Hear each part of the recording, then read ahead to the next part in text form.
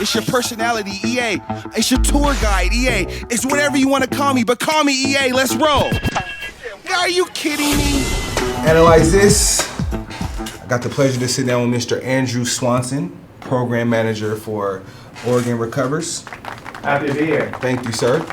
So we was talking before we started talking, and I just want to let my fans know a little bit about you. You know, introduce yourself, tell them about what you do and who you are. Sure. I'm the program manager at Oregon Recovers, which basically means I'm in charge of all the events and community building stuff that we do as an organization. Me personally, I grew up in San Diego. I'm in recovery from addiction to IV heroin and meth. Wow. And alcohol. Wow. Yeah, my disease took me to Skid Row in LA, where I was shooting dope all day and, you know, countless ODs and robbing cars and all that fun stuff. You? Yeah. You don't look like it. You definitely bounce back. What they call bounce back. You know what I'm saying? But you consider yourself still to be in recovery. Yeah. I'll have 3 years in November, God willing. So. That's a blessing. Yeah, it is. It's you know, my life is entirely different. Like if you were ever going to tell me 3.5 years ago that I would be sitting in Portland, Oregon, of all places, working, you know, on behalf of the recovery community to expand access to resources like addiction treatment and recovery support services, I certainly would not have believed you. Right. I had no interest in doing advocacy work. I didn't really know what that meant, right? and I certainly wasn't thinking about anything, you know, in any larger community beyond myself and just copping dope that day. So. I'm really lucky to be alive and really blessed to be up here doing this work now. You're a blessing to the community, like Oregon Recovers. Tell us a little bit more about Oregon Recovers and their purpose. Yeah, so Oregon Recovers is a statewide coalition of people in recovery, friends and family members of folks in recovery or suffering from the disease of addiction. Because let's be honest, right? Like my parents are just as much in recovery from my disease as I am. Wow. Because I put them through hell too. That's a good way to say it. Yeah. So we really are intentional about bringing family members, you know, moms that have lost kids, but then also brothers and sisters of folks in recovery or out there using as part of this coalition. And then the third part of the coalition is the workforce. So, you know, the people that are working tirelessly on the front lines of the addiction crisis that are overworked and underpaid every single day. Overworked and underpaid? Yeah. That's my specialty. That's what we're here for. Yeah. That's big. That's the coalition. And we've kind of united everybody together in the state in order to build a political constituency that transforms the way that Oregon addresses the addiction crisis. Our mission statement is, you know, we brought the coalition together to transform Oregon's fractured and incomplete addiction recovery system into a recovery-oriented continuum of care that recognizes addiction as a chronic disease. And that's a mouthful. But it's important to point out that we say fractured and incomplete because there's a lot of great work being done throughout the state, you know, but it's very much siloed. It's very much you know, people are on their own little islands working their asses off to get all, you know, to get the services. Which is not helpful. It's not helpful. We all need to be on one page. We do. We need to build a real system of care across the state that includes private payers, includes the private insurers, but then also includes OHP, you know, and ultimately we want to ensure that every Oregonian has access to on-demand rapid treatment and then the follow-up recovery support services. We also want to make sure that our prevention program as a state is well-funded, you know, and then finally, as we deconstruct the criminal justice and intervention paradigm, like the diversion programs and the drug courts, what are we going to do to replace that? We have to create a new intervention paradigm in schools, primary care, you know, offices and hospitals, emergency departments. So that's a lot of the work that we've been doing on the ground is number one, educating folks in all these different, you know, siloed systems about you know, how we can better address addiction, but then also bringing them all to the table collectively so we can build consensus on a solution. To the table collectively, that's huge. How long you been doing this work? Oregon Recovers was started 2 years ago next week, actually. So we started, thank you. Have you been here the whole time? No, I started about 6 months after the kickoff rally. Okay. We started off with a kickoff rally in Szymanski Park in the South Park blocks of Portland, and over 1,000 people turned out. And we asked, I wasn't there yet, but they asked everybody to bring a shoe representing someone that they've lost to addiction. Oh, man. And they brought mostly, you know, those people's shoes, right? Brought them and then put them in a pile in front of the podium, and we had a bunch of elected officials and some people from the recovery community speak, you know, to talk about this crisis. Right now, Oregon ranks 50th in access to treatment. 50th. However, we have the 4th highest addiction rate in the country. So we're going to lose. How could that be? We're going to lose 50th and the fourth highest. Yeah, we're going to lose 2 to 3 people a day from drug overdoses in the next year, and we're going to lose 5 people a day to alcohol-related deaths, which is astounding. Where do you get your statistics from? Those both come from the Substance Abuse and Mental Health Services Administration, the federal. Okay. Yeah, so they rank each state in terms of access, people needing but not receiving treatment, and then the untreated addiction rate for each state. So who are some of the organizations you guys are partnered with or working with? So we partnered, first thing we did is we reached out to the low-hanging fruit. We reached out to all those workforce, organizations, the Central City Concerns, the DePaul Treatments, the Addictions Recovery Center in Medford. Throughout the state, we try and reach those folks that are doing great work. And recognizing that they need more funding and they need more support from the state, or in the case of the private ones, they need better reimbursements, from private insurers. So we started to bring those workforce people together, and then at the same time, we've just been plugging away at tapping the recovery community. Most everybody who works at Oregon Recovers is in recovery from addiction, and so we all have our own networks within the recovery community, and really we work tirelessly to try and bring everybody out, from the 12-step programs, from refuge recovery, from Well-Brighty to Native American Pathway to Recovery, get them all into the room and get them all engaged. So you got to have passion.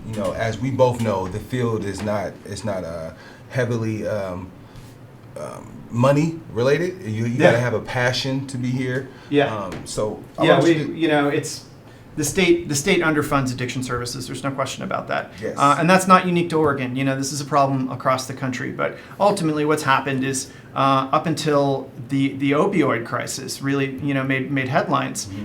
We had cottage industries around the country that were the only ones doing anything about addiction. So you have these mom and pop treatment providers that have been carrying the weight for the whole state up until maybe 10 years ago, and now for the first time we're as a state recognizing that this is a chronic disease and it needs medical attention. Medical attention. Exactly. Okay. The mom and pop cottage industries and some of the faith-based organizations that are doing fantastic work have been carrying the burden for a public health crisis, and that has to change. So a lot of it's underfunded. It is, and not to say that there aren't ways to fix that, right?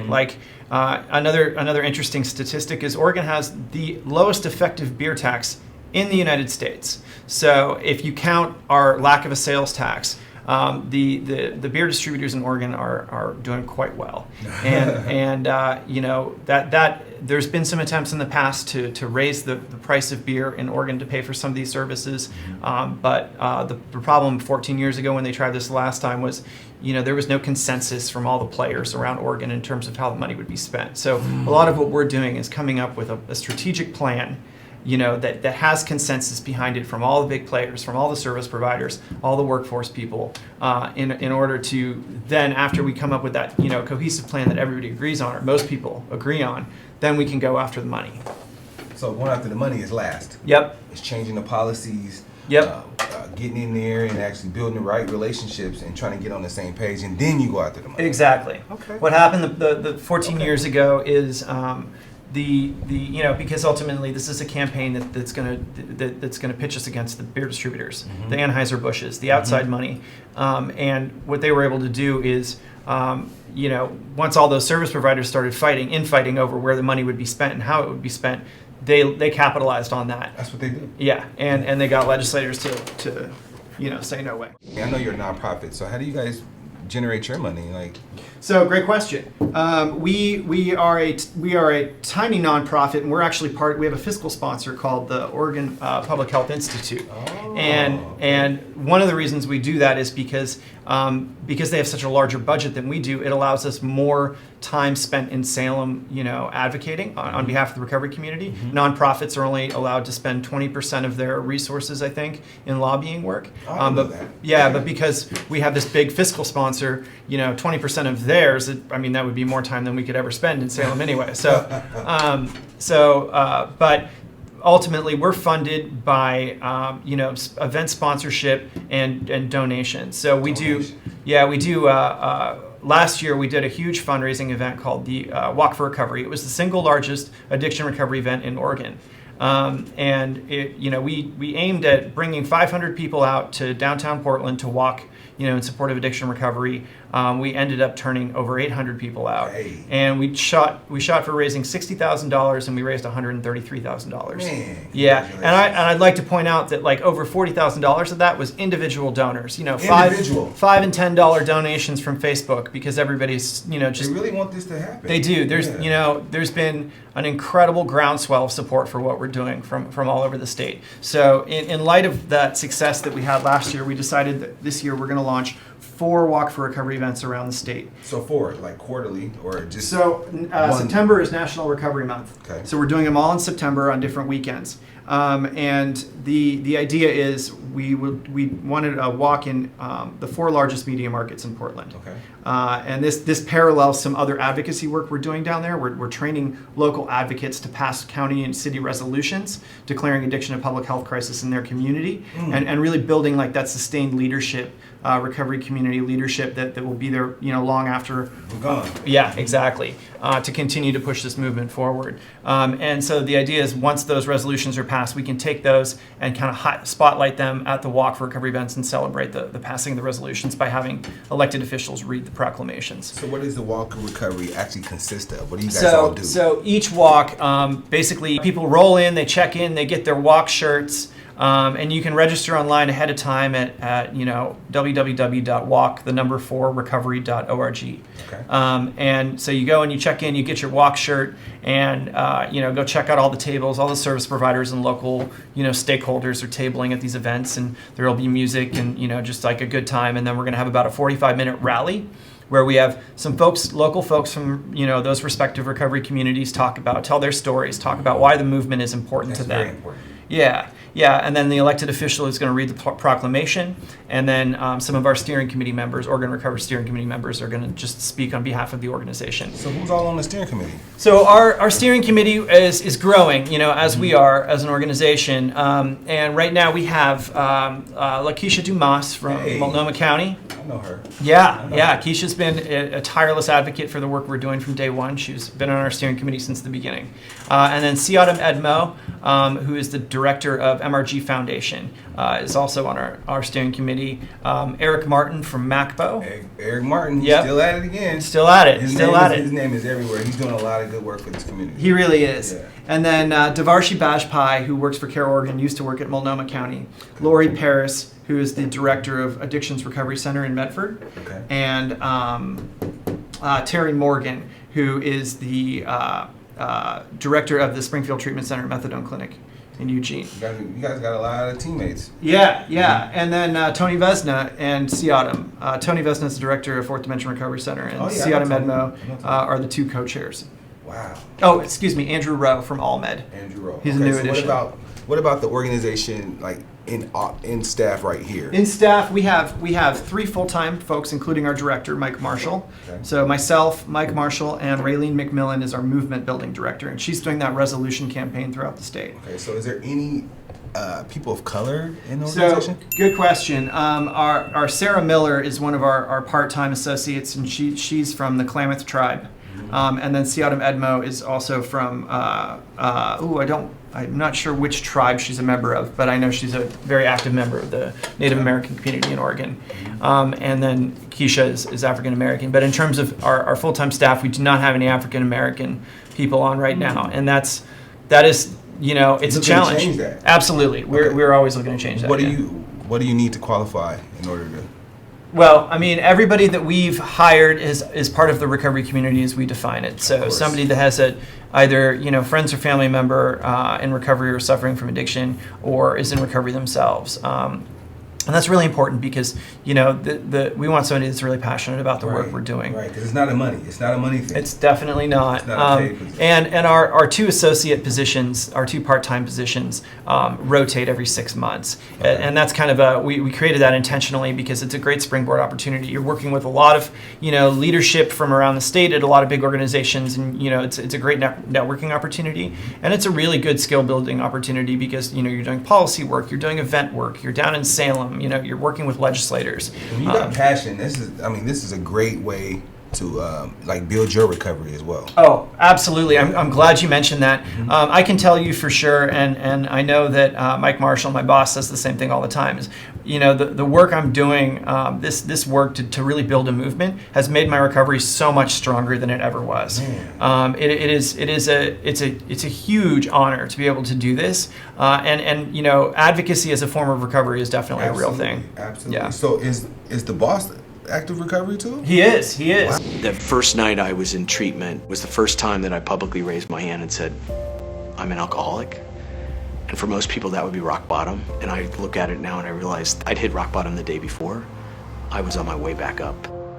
I think he's got about 12 years from addiction to alcohol and meth. Yeah. That's good to see there's life after addiction. Absolutely. Yeah. There is, and that's like something, you know, it's a big part of the narrative we're trying to change with the media. You know, we intentionally focus these 4 walks on the 4 largest media markets because it's an opportunity to really push against that stigma of addiction. You know, I'm sure you know, like when you see a news broadcast news bit on addiction, they're always showing the guy with the shopping cart on the street corner, right? Yeah. Or the guy sitting out in front of Central City Concern. Yeah. And we're trying to change that to demonstrate that, you know, we do recover from addiction, and provided the right resources, this is a treatable disease and people recover. Absolutely. So when you say treatable disease, what do you feel is actual acceptable treatment? Like could an alcoholic use marijuana and still be considered in recovery? That's a great question. So as an organization, our definition of being in recovery, our definition of recovery is, you know, somebody who identifies that they have a problem or adverse consequences due to, you know, drugs or alcohol, and then takes active steps to mitigate those consequences. Active steps to mitigate that, Yes. and then is living, you know, a productive and happy life because of that. We do not believe that abstinence-based recovery is the only recovery. Right. And I think that's really important. And that was a major shift in my thinking. You know, when I came in here, I was a 12-step guy. I still am. You know, I was very much only aware of abstinence-based recovery, and I didn't quite understand that there is a vibrant recovery community out there that is in recovery from a substance, but still, you know, chooses to safely use other substances, you know, responsibly. That's true. It is true. It is absolutely true. And to keep them out of the broader recovery community because of that, or stigmatize them within the rooms of 12-step community, is super dangerous. So it's really changed my thinking about it, and I've come to recognize and celebrate a lot of people's, you know, pathways to recovery. What would you say is your 5-year goal for the organization?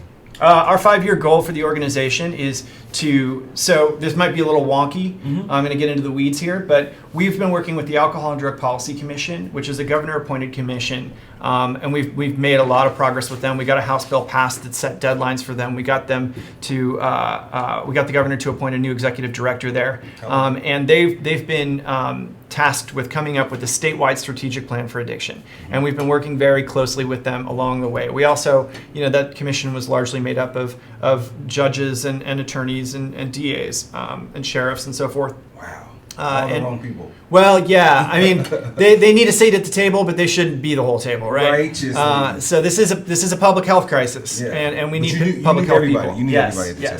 For sure. And so we got more addiction medicine people and public health people appointed to the commission, and in fact, we got a bill passed this last session that actually requires that they public health and addiction doctors make up a larger percentage of the overall commission. But anyway, the strategic plan will be released in December, and it will go to the legislature, and then that's when we start talking about how do we pay for it.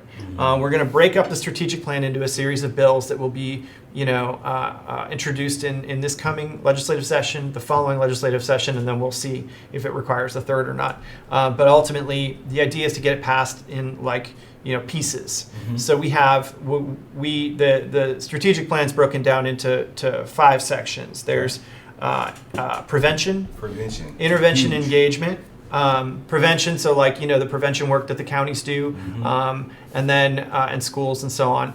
Intervention, engagement, and this is really an important one because as we deconstruct the criminal justice paradigm, you know, the drug courts and the diversion programs, we absolutely have to create a new one in primary care in the hospitals. Yes. And then treatment on demand. recovery support services, and finally revenue.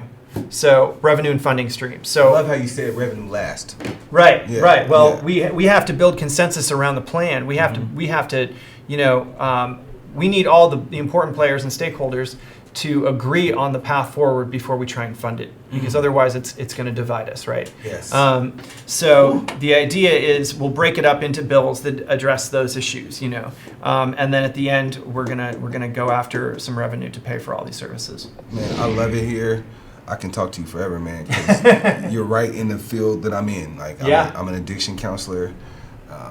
Part of the reason why I got in this field is to fight the injustices of it. Well, You know what I mean? the reason we exist and the reason that we've been successful to date is because of you and people like you, working on the front lines.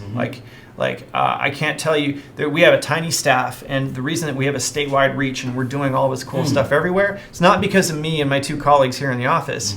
It's because of the tireless work, in our planning committees and our volunteers around the state that are finishing up their, 8 or 10 hour shifts at a hospital or at a treatment center, and then they're sitting on a call for 3 hours with me, planning all these great events, and pushing this forward. That is Oregon Recovers. Somebody want to get involved with you. How could they get involved? So, How could they follow you? Yeah, so number one, go to our website, OregonRecovers.org. You can find us on Facebook and follow us there. That's the best way to keep up to date on what's going on. Yep, that is the quickest, and then reach out. All of our email addresses are on our website. You can reach out to me personally. I love to talk to people, within the community and get you involved. Yeah. Final words for my fans. Thank you so much for allowing me to do this. We do recover, and let's build power and create a movement here in Oregon. Join the recovery revolution! So without further ado, culture, analyze this, people. I need you to be actively engaged in the dialogue. Suffering from addiction, you got injustices, you need tips? Analyze this topic. Until next time, take care of yourself and each other. Let's go.